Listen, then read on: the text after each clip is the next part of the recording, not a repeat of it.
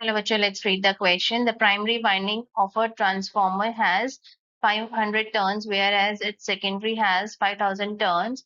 The primary is connected to an AC supply 20 volt, 50 hertz. The secondary will have an output of. So, bachcho, here our key concept is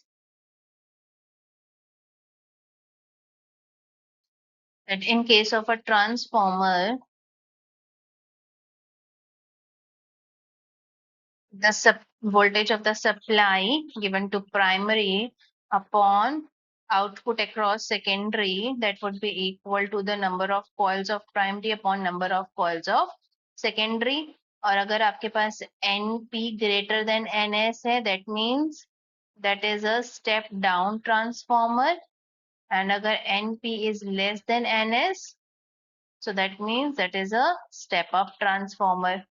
तो यहाँ पर हमें एक चीज तो पता चल रही है कि सेकेंडरी के टर्न्स ज्यादा है तो वो स्टेप अप होगा, तो वोल्टेज जो है वो 20 वोल्ट से ज्यादा होगा. एंड ट्रांसफॉर्मर सिर्फ वोल्टेज चेंज करता है, it does not change the frequency. तो आउटपुट की फ्रीक्वेंसी तो सेम ही रहेगी, that would be equal to 50 hertz. अब हम देखते हैं आउटपुट कितना होगा. तो Vs would be equal to Vp into Ns by Np. Vp आपको गिवन है, supply to primary 20, Ns is 5000 upon 500. तो हमें यहाँ से भी पता चल रहा है, अगर हम इसे ट्रांसफॉर्मेशन रेशियो निकालें तो दैट इज 10.